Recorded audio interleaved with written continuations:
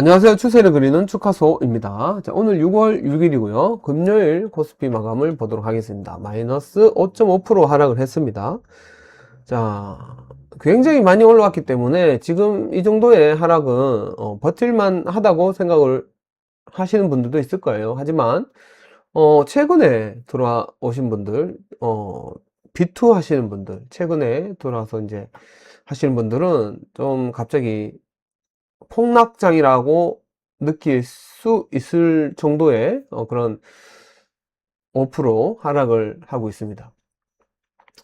좀 밑에서부터 많이 올라왔기 때문에 언제든지 빠져도 이상하지 않을 장이라고 제가 계속 말씀드렸고요. 이격도도 많이 확장이 돼 있고, 그래서 당연하게 받아들여야만 합니다. 그리고 지금 최근에 금리 인상 그런 분위기, 그리고 환율, 고환율, 그리고 외국인들의 매도세, 그리고 비투, 신용잔고 굉장히 많기 때문에 지금 이제 좀 조심을 할 시기라고 생각합니다. 하지만 이제 많이 올라온 것 비해 별로 빠지지 않았기 때문에 버틸 수 있을 거라고 생각하긴 합니다. 자, 차트의 움직임으로 봤을 때는 올라오면서 강한 각도로 올라오면서 조정은 약하게 받으면서 올라왔기 때문에, 자, 이렇게 강하게 올라온 것 비해 조정을 약하게 받으면 다시 한 번 더 상승을 할 수 있는 그런 분위기가 이어져 가고 있습니다. 이어져 왔습니다. 이렇게 이제 상승의 가속도를 붙이면서 이렇게 이어져 왔는데, 항상 그런 게 있죠. 뭐 불꽃놀이라든지 뭐 영화라든지 클라이막스, 하이라이트, 뭐 이런 말을 적용을 해보자면은, 이렇게 각도를 점점 높이면서 거의 클라이막스까지 왔다라고 생각을 한번 해볼 수도 있는 그런 분위기입니다. 그렇기 때문에 빠지는 것도 반드시 생각을 해야 된다라고 말씀드리고요. 좀 많이 올라왔기 때문에 많이 빠질 수 있습니다. 음, 자, 그리고 이제 여러 가지 상황들이 좋지 않습니다. 이제 어제 미국장도 마이너스로 마감했고요. 그래서 월요일도 좀 쉬운 장은 아닐 거라고 생각합니다. 그래서 지금이 하락의 시작인지 아니면 좀 며칠 조정을 받고 다시 한번 마연 포인트를 향해 올라갈 것인지는, 어떻게 조정을 받고 있는지, 그리고 어떤 어, 뒷 배경들이 어떤 상황으로 이어질 것인지가 판단이 되어야 올라갈지 내려갈지 뭐 이런 것들을 판단해 볼 수가 있겠는데요. 지금은 오늘 이 캔들로만 봐서는 어떻게 유추를 해 볼 수는 없다. 하지만 상황은 별로 좋은 분위기는 아니다. 여기까지 올라오면서 굉장히 좋은 분위기로 올라왔지만 항상 끝이 있는, 그런 뭐든지 끝이 있죠. 계속 올라가는 게 없고 계속 떨어지는 게 없고, 어, 뭐 밤낮이 항상 바뀌듯이 항상 끝이 있다고 생각을 해야 됩니다. 그래서 그 끝은 어디일까라는 생각을 해보면서 대응을 해봐야 되겠죠. 그리고 자, 코스닥은 아직 뭐 끝나지, 하이라이트 뭐 이런 분위기는 아니죠. 그래서 제가 항상 말씀드린 게, 코스피 자금들이 코스닥으로 순환매 테마가 돌 것이다 라고 말을 많이 했는데, 아직까지 그런 현상은 나오지 않고 있습니다. 그래서 그래도 희망적인 거는, 이게 아직 코스닥이 많이 오르진 않았다. 그리고 코스피와 키 맞추기를 하는 현상이 나올 것이다. 이런 것들이 아마 그 희망적인 희망 회로를 돌릴 수 있는 그런 부분인데요. 마찬가지로, 근데 코스닥도 마찬가지로 뭐 비투, 신용장고, 고환율, 그리고 금리 인상 이런 것들로부터 자유롭지 못한 건 사실입니다. 그런데 이제 코스피에 있는 그런 매도 물량들이 코스닥의 매수 물량으로 이제 전환되는 그런 시기가 반드시 올 거라고 생각을 하고요. 그리고 키 맞추기 현상 반드시 나올 거라고 생각하고 있기 때문에, 지금 코스닥이 빠지는 거는 그래도 코스피보다는 조금 더 긍정적인 생각으로 버틸 수 있을 것 같습니다. 자, 지금 큰 흐름으로 볼 때는요, 코스닥은 자, 추세 상단 부분에서 좀 맞고 떨어지는 그런 분위기라고 생각이 됩니다. 추세 상단선에서 맞고 떨어지는 그런 흐름 볼 수가 있겠죠. 그래서 어찌 보면은 당연하게 지금 맞고 떨어지는 부분일 수도 있고요. 그렇다고 해서 이 하단 부분까지 이렇게 떨어진다는 거는 너무 많은 40%, 30%가 떨어져야 하기 때문에 여기까지는 떨어질 것 같지는 않습니다. 그래서 한 반 정도, 거의 900포인트, 900포인트까지 좀 밀렸다가 반등이 나온다면은 이 추세의 가속화가 붙을 수가 있죠. 어떤 표현이냐면 자, 여기서 반등 나오는 것보다 900포인트 여기서 반등이 나오는 게 고점을 높이는 현상이 저점을 높이는 현상이 나오는 거기 때문에 추세의 가속화가 붙을 수 있다. 여기에서 반등이 나오는 거는 당연한 정석적인 흐름이고요. 여기에서 반등이 나오는 거는 저점을 높이는 현상이기 때문에 추세의 가속화, 상승의 가속화를 이루어낼 수 있다. 그래서 한 900포인트, 900포인트, 900포인트에서 반등이 나오면은 좀 좋은 현상이 나올 수도 있겠다라는 생각을 해봅니다. 900포인트라. 네, 여기서 좀 반등이 나왔으면은 좋은 현상이 나올 것 같습니다. 900포인트까지. 자, 900포인트 생각해 볼 수 있겠네요. 자, 코스피, 코스닥 이런 식으로 한번 생각을 해 봤습니다.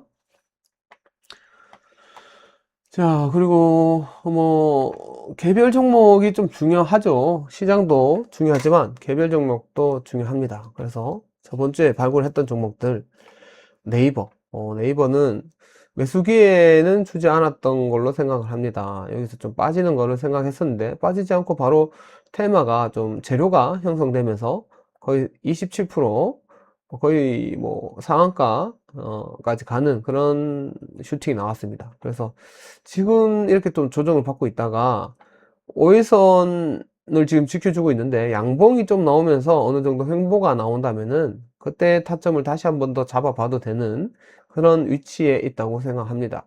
물론 더 떨어지면은 좀 더 가격을 싸게 살 수 있는 그런 이점이 있죠. 그래서 떨어지는 것도 괜찮고요. 어느 한 부분에서 지지를 해준다면은 그때도 타점을 잡아볼 수 있다. 뭐 이렇게 생각해 봅니다. 자, 네이버 27% 정도 반등이 나왔습니다. 자, 그리고 제테마 5일선 반등이 나올 줄 알았는데 생각처럼 5일선 반등이 나오지 않았습니다. 자, 이렇게 된다면 손절이 나와야 되고요.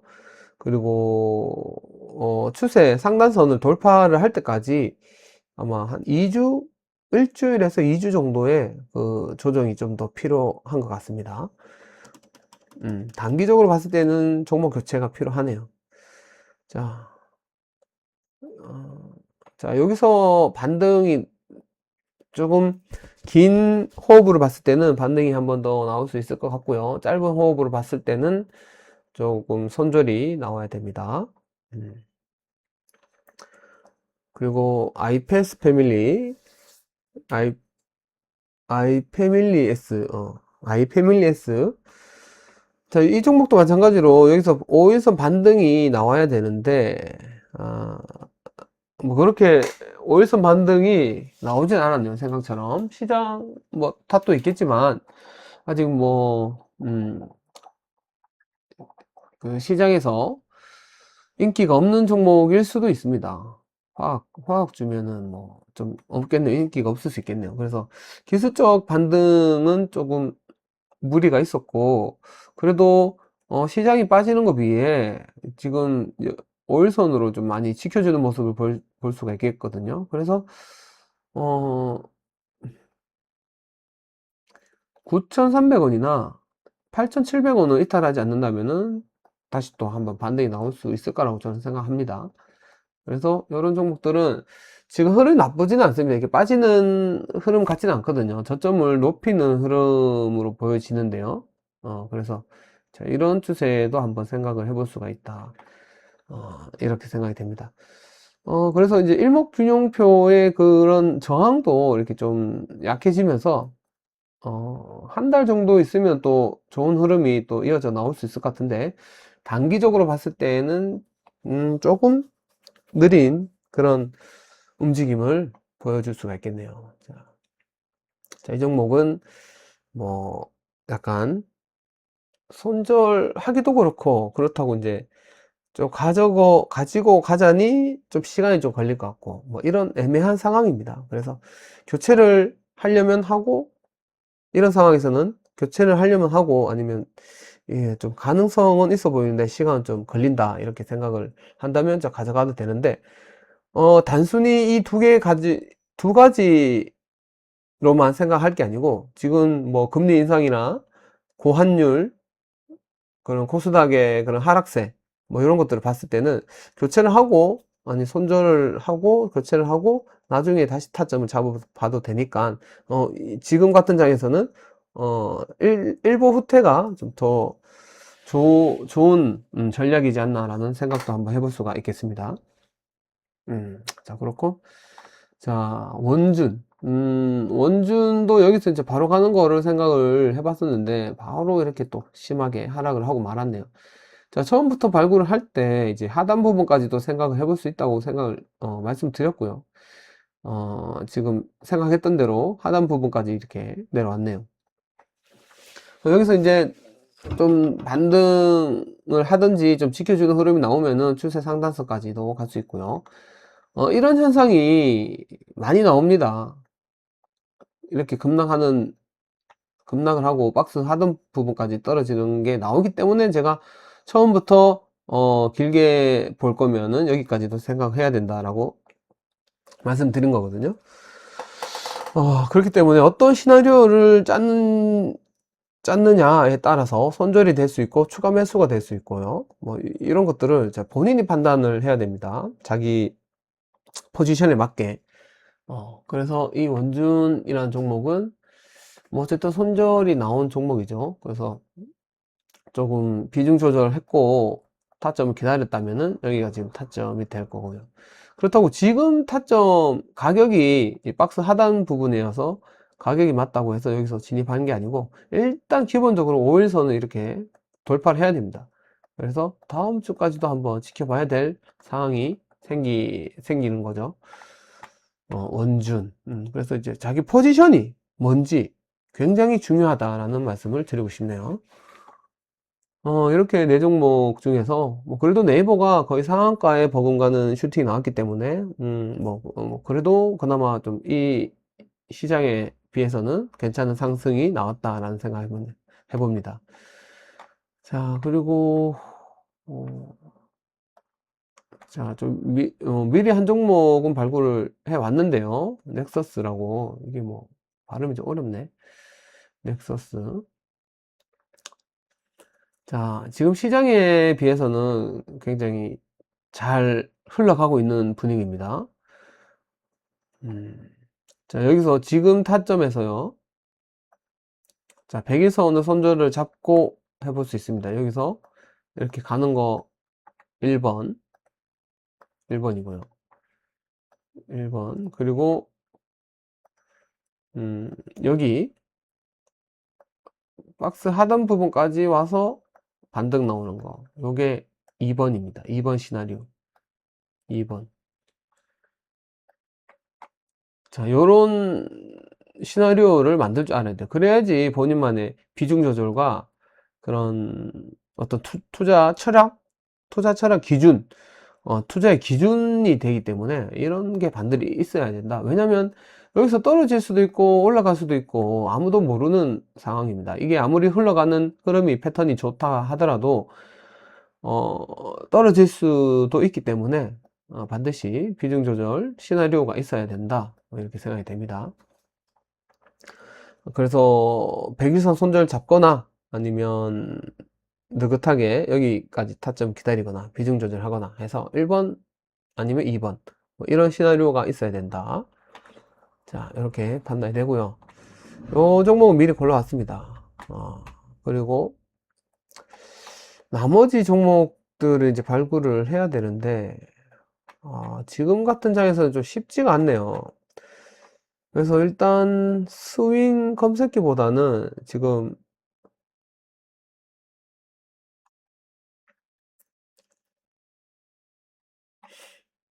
자 5일선 돌파를 하는 종목들이 좀 좋을 것 같습니다.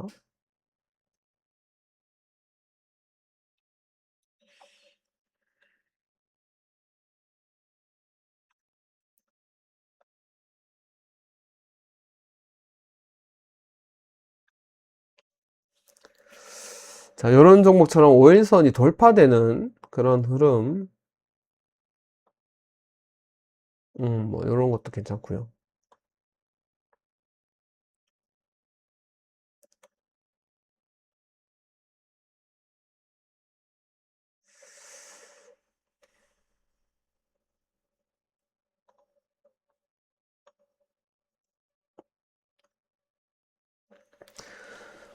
지금 시장이 별로 좋지는 않으니까 좀 신중하게 차분하게 한번 발굴을 한번 해보죠. 카카오뱅크, 이런 것도 나쁘진 않은데.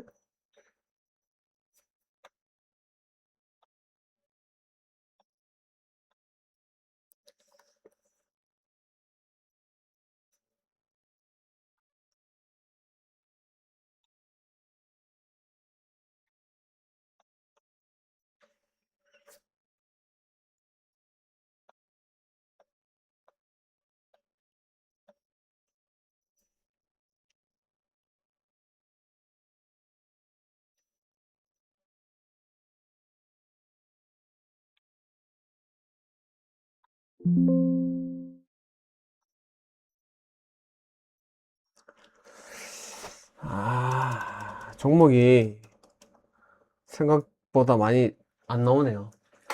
자, 요 비보존 제약, 요 종목이 지금 어떻게 보면 이 하락하던 추세를 이게 지금 상한가네.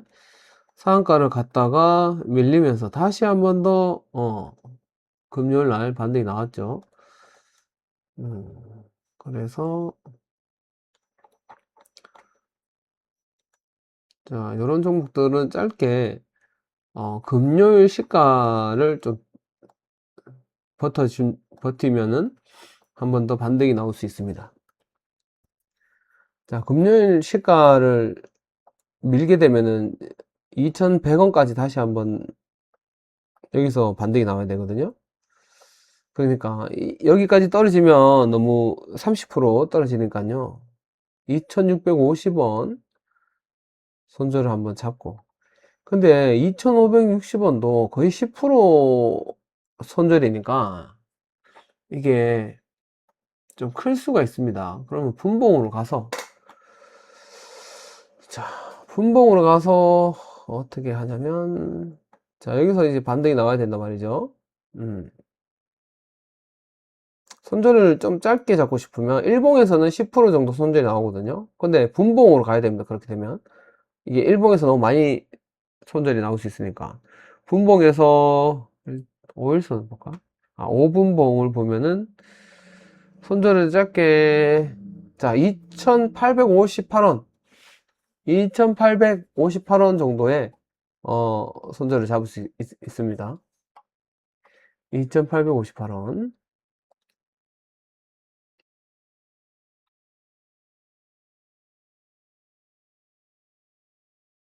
자, 여기. 자, 2,858원을 손절을 잡고 한번 해보자는 거죠. 여기. 자, 거의 횡보 나오다가 이렇게 슈팅이 나와야 됩니다. 어, 금요일 시가도 그렇고, 박스 하단 부분도 그렇고, 너무 손절 갭이 크기 때문에, 손절 라인이 크기 때문에, 분봉해서 잡고 가는 게 조금 덜 손절 손실을 좀 줄이는 방법이거든요. 그래서 이렇게도 한번 해볼 수가 있다 라고 생각해 봅니다. 비보존 제약. 자, 5일선 반등 매매 한번 생각해 볼 수 있고요.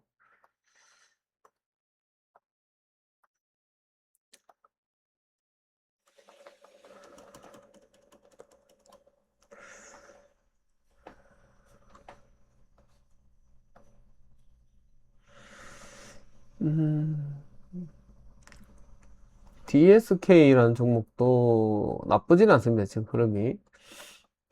지금 추세가 이제 벗어났고, 여기서 어떻게 지지를 하느냐. 아니, 시장 때문에 이렇게 또 떨어질 수도 있기 때문에, 시장 분위기를 좀, 상승 추세일 때는 시장 분위기가 그나마 좀 별로 신경 안 쓰는데, 이 하락을, 지수 자체가 하락을 하고 있다면, 신경을 좀 써야 되거든요.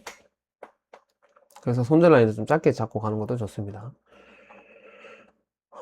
뭐 근데 굳이 어려운 시장에서 어렵게 매매를 하지 않는 것도 좋습니다. 안 사면 본전이거든요. 매매를 안 하면 본전이잖아요. 근데 매매해서 괜히 물리거나 하면은 마이너스잖아요. 그런 것도 한번 생각해 보고요. 검색기가 이제 거의 안 나오네. LMS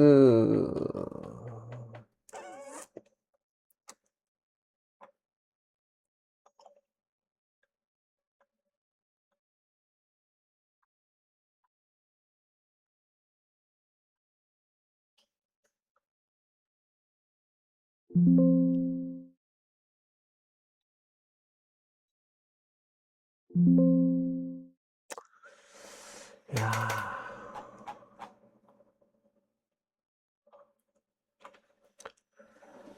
검색기가 이 정도로 안 나오는 거는 거의 뭐 하락장 수준인데요. 아니면 급락장 수준인데, 시장이 굉장히 어렵다고 볼 수 있습니다.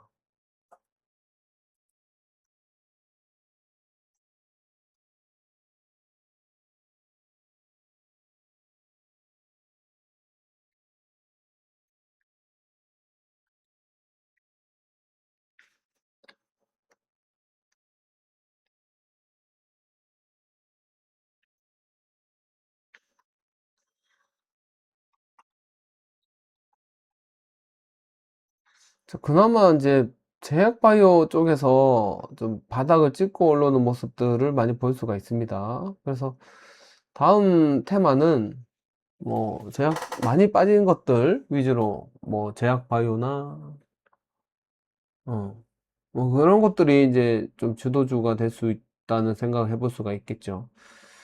자, 이 종목도 지금 자 중심 가격까지 한번 자, 지지를 해주면 다시 한번 더 반등 나올 수 있고요. 정말 오늘 종목이 정말 안 나오네. 자, 이 정도 가격이면 뭐 나쁘진 않네요. 자, 요런 타점 잡아볼 수 있습니다. 요런 타점. 자, 여기서 아까 말했듯이 일봉에서 손절 라인이 길다면 분봉으로 들어가서 손절 라인 잡아볼 수 있겠죠. 자, 분봉에서. 그러면 여기를 잡을 수 있고 여기를 잡을 수 있겠죠. 7,540원 아니면 7,180원. 뭐 3%, 8%, 8%도 좀 센데. 자, 손절 라인은 3% 정도 가져가는 7,546원. 7,546원.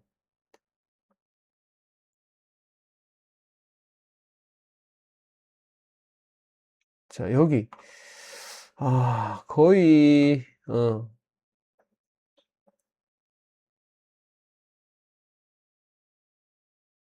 자, 여기. 거의 뭐, 밀리면 안 된다는 거의 보합 나오면서 슈팅 나와야 됩니다. 손절을 짧게 하려면 이런 식으로 해야 됩니다. 자, 이렇게 세 종목인데 뭐, 좀 잘 안 나옵니다. 종목이.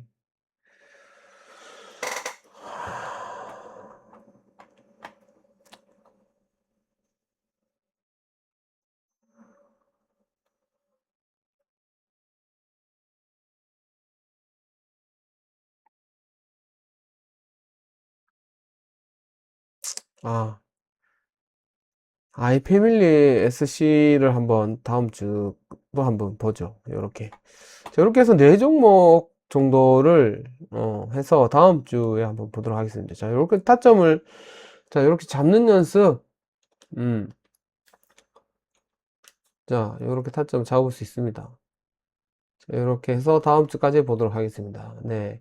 자, 오늘 토요일이니까 뭐 주말이죠? 주말이니까 근데 이제 금요일 마감이 너무 안 좋았고 미장 마감도 안 좋아서 좀 너무 걱정스러운 마음이 클 것 같습니다. 하지만 뭐 이렇게 진작에 대응을 안 했다면, 대응을 하지 않았다면은 지금 뭔가 대응하기에는 좀 늦은 타이밍일 수도 있거든요. 그렇기 때문에 대응을 못 했다면은 이게 너무 이제 걱정이 되지만은 그래도 조금 심리적으로 좀 뭔가 좀 버틸 수 있는 그런 생각을 하면 버텨야 된다는 생각을 하면서 좀 기다려 봐야 될 것 같습니다. 네. 자, 오늘 여기까지 하겠습니다. 다음 주에 뵙겠습니다. 감사합니다.